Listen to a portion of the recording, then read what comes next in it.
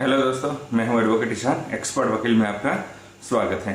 दोस्तों, आज हम बात करेंगे 1% कंपनी के बारे में कि 1% कंपनी का कॉन्सेप्ट कब आया था, इसे क्यों लाया गया था, 1% कंपनी के की फीचर्स क्या है, 1% कंपनी का एडवांटेज डिसएडवांटेज क्या है, कौन व्यक्ति होते हैं जो 1% कंपनी खोल सकते हैं। इन सारे सवालों का जवाब आज हम इस वीडियो में जानेंगे। तो वीडियो को अंत तक जरूर देखिएगा ताकि आपको इन्फॉर्मेशन पूरी मिल सके। और अगर आपने अभी तक हमारे चैनल को सब्सक्राइब नहीं किया तो अभी सब्सक्राइब कर लीजिए और साथ ही में बेल आइकन भी दबा दीजिए ताकि ऐसे लीगल नॉलेज और लीगल वीडियो जैसे अपलोड हो आप तक नोटिफिकेशन तुरंत पहुंच सके। तो चलिए शुरू करते हैं।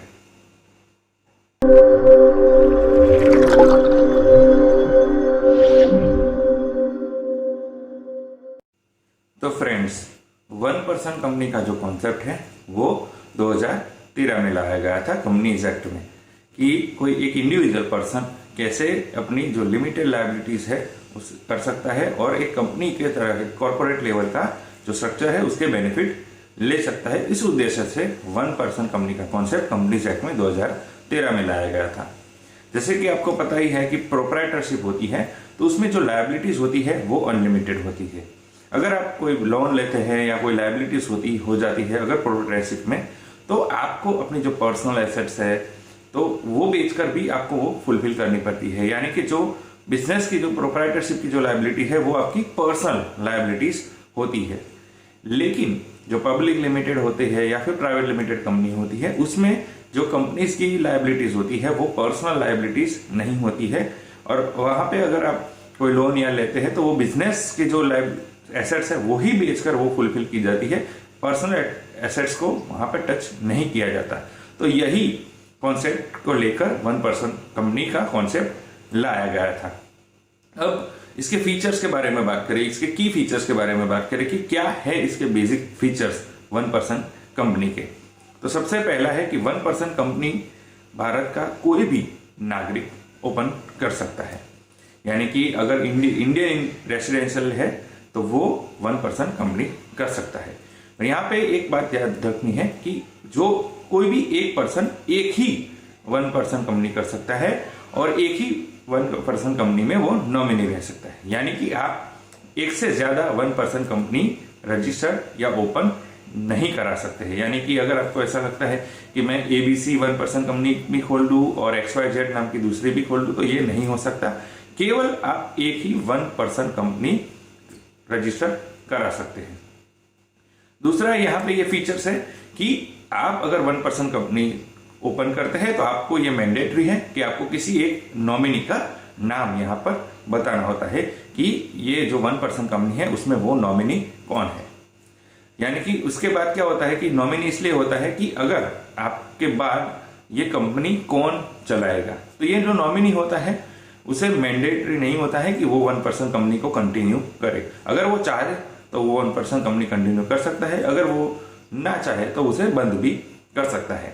यहाँ पर प्राइवेट लिमिटेड और पब्लिक लिमिटेड की तरह नहीं है कि जो शेयर होल्डर है या डायरेक्टर है वो आए या फिर बदलते रहे लेकिन कंपनी आगे चलती रहे। ऐसा सिस्टम यहाँ पर नहीं है। यहाँ पे नॉमिनी को ये ऑप्शन दिया जाता है कि अगर वो चाहे तो वो आगे कंपनी को रन कर सकता है, कंटिन्यू कर सकता है, और अगर वो कंफर्टेबल नहीं है उसे नहीं चलानी तो वो बंद भी कर सकता है। तीसरा यहाँ पे ये फीचर्स है कि जो 1% कंपनी है वो एक इंडिविजुअल कभी भी खोल सकता है और इसके लिए दूसरे पार्टनर की आवश्यकता नहीं है। यानी कि जो प्राइवेट लिमिटेड और पब्लिक लिमिटेड के बेनिफिट लेने के लिए एक इंडिविजुअल अगर प्रोप्राइटरशिप के से ज्यादा हट के अगर वो 1% कंपनी खोलना चाहता है तो कभी भी खोल सकता है। और इसके लिए जो ऑथोराइज कैपिटल जो रिक्वायरमेंट है वो केवल 1 लाख रुपए ऑथोराइज कैपिटल है और जो पेड अप कैपिटल है वो कोई भी no minimum paid up capital यहाँ पे रखा गया है। यानी कि 1 लाख की ऑथोराइज कैपिटल से ही कोई भी व्यक्ति 1% कंपनी खोल सकता है। अब इसमें बेनिफिट क्या क्या आते हैं, तो बेसिकली इसमें देखिए जो प्राइवेट लिमिटेड है और जो पब्लिक लिमिटेड है उसमें मेमोरेंडम ऑफ एसोसिएशन आता है, आर्टिकल ऑफ एसोसिएशन आता है, फिर कंपनी का पान नंबर आता है, टान नंबर आता है, फिर डायरेक्ट आइडेंटिफिकेशन सिग्नेचर आता है, DIN नंबर आता है, कंपनी नेम रजिस्टर कराना होता है। ये जो पब्लिक लिमिटेड और प्राइवेट लिमिटेड में ये जो बेनिफिट है, ये जो मिलता है, सेम टू सेम यहाँ पे आपको 1% कंपनी में मिलता है। यानी कि 1% कंपनी रजिस्टर करते हैं, 1% कंपनी ओपन करते हैं, तो भी आप एक मेमोरेंडम ऑफ एसोसिएशन होगा, आपका आर्टिकल ऑफ एसोसिएशन होगा, आपका खुद का DIN नंबर होगा, कंपनी का पान कार्ड होगा, टान नंबर होगा। तो ये जो पब्लिक लिमिटेड और प्राइवेट लिमिटेड में जिस तरीके से जो फीचर्स है, जो बेनिफिट्स है, वो बेनिफिट्स एक इंडिविजुअल पर्सन को भी यहाँ पर मिलता है। और सबसे बड़ा बेनिफिट कौन सा मिलता है कि जो लायबिलिटीज है वो यहाँ पे लिमिटेड हो जाती है। यानी कि अगर प्रोप्राइटर में जैसे आपने लोन लिया तो वो आपकी एक पर्सनल लायबिलिटी हो जाती है, लेकिन अगर 1% कंपनी रजिस्टर करके आप जो भी ट्रांजैक्शन करते हैं, कोई लोन लेते हैं, तो वो एक बिजनेस लायबिलिटी होती है और वो बिजनेस तक ही सीमित रहती है। वहां ये अपने पर्सनल एसेट को बेचकर आपको वो फुलफिल नहीं करनी होती है। ये बहुत बड़ा बेनिफिट है। दूसरा बेनिफिट है कि आप एक प्रोप्राइटरशिप रन करना चाहते हैं, एक इंडिविजुअल पर्सन कंपनी खोलना चाहते हैं, कोई पार्टनर नहीं है, तो आपको दूसरे पार्टनर की भी यहाँ पर आवश्यकता नहीं है। आप एक ऑथोराइज कैपिटल लेके आप खुद की ही कंपनी रजिस्टर करके OPC बना सकते हैं। अब इसमें कितने डायरेक्टर हो सकते हैं? तो देखिए, इसमें मिनिमम 1 डायरेक्टर आप रख सकते हैं और इसके साथ साथ आप अप टू 15 डायरेक्टर भी आप रख सकते हैं। यहाँ पे मैं 15 डायरेक्टर की बात कर रहा हूँ। शेयर होल्डर केवल एक ही होता है, लेकिन डायरेक्टर आप 15 तक रख सकते हैं और अगर आप चाहे तो उससे ज्यादा भी बढ़ा सकते हैं। इसके लिए आपको जो बोर्ड है उसमें जो एक ऑर्डिनेंस पास करना होगा कि ठराव पास करते हैं, तो उससे आप 15 से ज्यादा भी डायरेक्टर करा सकते हैं। अब किसी कारणवश आपको अच्छी कंपनी चल रही है, OPC आपकी अच्छी चल रही है और आपको ऐसा लग रहा है कि इसे मैं प्राइवेट लिमिटेड में कन्वर्ट कर सकता हूँ या नहीं कर सकता, इसके बारे में बात करें तो आप जब 1% कंपनी स्टार्ट की है तो उसके 2 साल के बाद आप उसे प्राइवेट लिमिटेड में कन्वर्ट कर सकते हैं। 2 साल तक आपको 1% कंपनी यानी कि OPC ही चलानी पड़ेगी।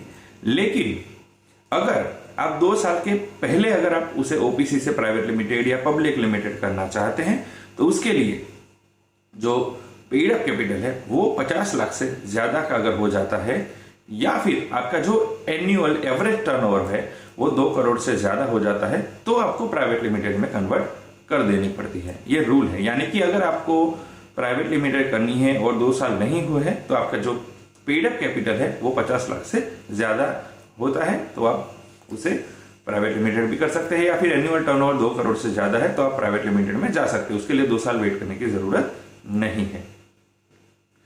अब इसके एडवांटेज की बात करें, सबसे जो OPC के कौन कौन से एडवांटेज है, 1% कंपनी है उसके एडवांटेज क्या क्या बेनिफिट है। तो सबसे पहला एडवांटेज है कि फास्टेस्ट ओपन हो जाती है, यानी कि दूसरे पार्टनर की जरूरत न होने के कारण ये एकदम इजी है, फास्ट है, आप इसे इजीली ओपन कर सकते हैं। एक इंडिविजुअल पर्सन ही सीधे सीधे इसे ओपन कर सकता है। दूसरा बेनिफिट ये है कि जो प्रोप्राइटरशिप में अनलिमिटेड लायबिलिटीज है वो यहाँ पर लिमिटेड लायबिलिटीज आ जाती है। यानी कि आप एक कंपनी चला रहे हैं तो जो कंपनी के तौर पर अगर आप डिसीजन लेते हैं और अगर किसी कारण फेल हो जाते हैं तो यहाँ पर आपकी जो लायबिलिटीज है वो कंपनी तक लिमिट रहती है। कंपनी की एसेट्स बेचकर वो लायबिलिटीज फुलफिल की जाती है, पूरी की जाती है, लेकिन आपकी जो पर्सनल एसेट है उसे टच नहीं किया जाता है। तीसरा बेनिफिट ये है कि आपका एक कंपनी लेवल का एक रिकॉर्ड, एक क्रेडिट क्रिएट बनता जाता है। प्रोप्राइटरशिप में ये नहीं होता है, लेकिन यहाँ पर एक कंपनी लेवल का एक आपको बेनिफिट और आपका जो क्रेडिट है वो बनता जाता है। तीसरा बेनिफिट यहाँ पे ये है कि यहाँ पर जो लेसर कंप्लायंस है, यानी कि जो पब्लिक लिमिटेड और प्राइवेट लिमिटेड में ऑडिट का है, AGM का है, और बहुत सारे जो कंप्लायंस है वो यहाँ पे बहुत कम है। जो एक 1% कंपनी है तो ऑडिट रिपोर्ट में यहाँ CS की जो नेसेसरी है वो नहीं है। यहाँ पर जो डायरेक्टर है उसकी ही साइन से और एनुअल रिपोर्ट भी बन जाता है। यानी कि जो कंप्लायंस है वो भी पब्लिक और प्राइवेट लिमिटेड से जो कंपेयर में बहुत कम, लेसर कंप्लायंस में आप यहाँ पर ओपन कर सकते हैं। अब इसके डिसएडवांटेज के बारे में मैं बात करूं कि इसके डिसएडवांटेज क्या है, तो सबसे बड़ा ये डिसएडवांटेज है कि यहाँ पर एक ही शेयर होल्डर रहता है। तो शेयर होल्डर एक होने के कारण आप बाहर से इन्वेस्टर नहीं ला सकते हैं, क्योंकि अगर कोई भी इन्वेस्टर आएगा तो वो ऑब्वियस वो शेयर होल्डर बनना चाहेगा, स्टॉक मांगेगा, तो वो आप यहाँ पर नहीं दे सकते हैं। यानी कि एक इंडिविजुअल पर्सन किसी और पर्सन को यहाँ पर ऐड करना चाहता है एज अ शेयर होल्डर तो वो नहीं हो सकता है। ये सबसे बड़ा डिसएडवांटेज है। दूसरा ये डिसएडवांटेज है कि अगर आपकी ओपीसी है, आपका स्टाफ है, तो अगर आपके स्टाफ में अगर आप एम्प्लॉय स्टॉक ऑप्शन देना चाहते हैं कि भाई आप एक मालिक भी है, स्टाफ भी है और आप मालिक भी है, तो ऐसा करके आप मोटिवेशन करना चाहते हैं तो वो ऑप्शन भी यहाँ पर नहीं होता है। तो क्योंकि यहाँ पे एक ही शेयर होल्डर है तो ये जो स्टॉक है वो केवल एक ही पर्सन के पास रहेंगे, तो ये ऑप्शन भी आपके पास नहीं होता है। तो ये जो है वो डिसएडवांटेज है कि आप बाहर से इन्वेस्टर लाके उसे स्टॉक्स नहीं बना सकते, शेयर होल्डर नहीं बना सकते हैं। दूसरे एम्प्लॉय को भी शेयर का जो ऑप्शन है वो आप नहीं दे सकते हैं। लेकिन यहाँ पे बेसिक बेनिफिट ये है कि कोई एक इंडिविजुअल पर्सन अनलिमिटेड लायबिलिटी से बच के कोई बिजनेस करना चाहता है, कॉर्पोरेट स्ट्रक्चर का बेनिफिट लेना चाहता है, कॉर्पोरेट स्ट्रक्चर का जो फीचर्स है उसके लाभ लेना चाहता है, तो वो डेफिनेटली 1 पर्सन कंपनी रजिस्टर करा सकता है, ओपन कर सकता है, जिससे एक उसकी कंपनी की आइडेंटिटी हो सकती है और उसमें सबसे बड़ा बेनिफिट होता है कि जो इंडिविजुअल है उसका ही पूरा कंट्रोल भी वहां पर रहता है। तो ये सबसे बड़ा बेनिफिट होता है। अब ये खोल कौन सकता है, कौन कौन ऐसे व्यक्ति है जो कि एक 1 पर्सन कंपनी खोल सकते हैं। तो मैंने पहले ही बताया, कोई भी इंडियन रेसिडेंशियल होते हैं जो इंडिया के भारतीय नागरिक हैं वो ओपन कर सकते हैं 1 पर्सन कंपनी। बेसिकली जो छोटे ट्रेडर्स होते हैं या फिर जो प्रोफेशनल होते हैं, जैसे कि लॉयर है, इंजीनियर है, डॉक्टर है, तो जो प्रोफेशनल वर्क करते हैं वो भी 1 पर्सन कंपनी ओपन कर सकते हैं। इसके साथ आजकल जो ब्लॉगर्स है, यूट्यूबर है, जो अपने दम पर ब्लॉग चलाते हैं, कोई यूट्यूब चैनल चलाता है, तो वो अगर प्राइवेट लिमिटेड या पब्लिक लिमिटेड जैसे बेनिफिट लेना चाहता है तो वो अपने ब्लॉग या यूट्यूब या फिर अपने प्रोफेशनल का या फिर अपने ट्रेडर्स की जो 1 पर्सन कंपनी है वो ओपन कर सकते हैं। तो ये था सारा कॉन्सेप्ट कि 1 पर्सन कंपनी क्या है, इसे क्यों लाया गया। इसे लाने का ये मकसद था कि जो इंडिविजुअल प्रोप्राइटरशिप चलाते हैं उन्हें कंपनी लेवल का बेनिफिट दिया जा सके। उस उद्देश्य से ये 1 पर्सन कंपनी को 2013 में लाया गया और ये बहुत अच्छा कॉन्सेप्ट है जो कि एक इंडिविजुअल पर्सन कंपनी लेवल के बेनिफिट ले सकता है। तो दोस्तों कैसी लगी ये इन्फॉर्मेशन जरूर बताइएगा। दोस्तों अगर आपको ये वीडियो अच्छा लगा है तो इसे लाइक कीजिए, शेयर कीजिए। कोई सवाल हो तो आप कमेंट कर सकते हैं या फिर हमारे नंबर पर कॉल कर सकते हैं या फिर आप व्हाट्सएप भी कर सकते हैं। दोस्तों अगर आपने अभी तक हमारे चैनल को सब्सक्राइब नहीं किया तो अभी सब्सक्राइब कर लीजिए और साथ ही में बेल आइकन भी दबा दीजिए ताकि ऐसे ही लीगल नॉलेज और लीगल वीडियो जैसे ही अपलोड हो आप तक नोटिफिकेशन तुरंत पहुंच सके। इसके साथ ही आप हमें हमारे सोशल मीडिया प्लेटफॉर्म पर भी फॉलो कर सकते हैं, फेसबुक, ट्विटर, इंस्टाग्राम और यूट्यूब पर भी। और इस वीडियो को पूरा देखने के लिए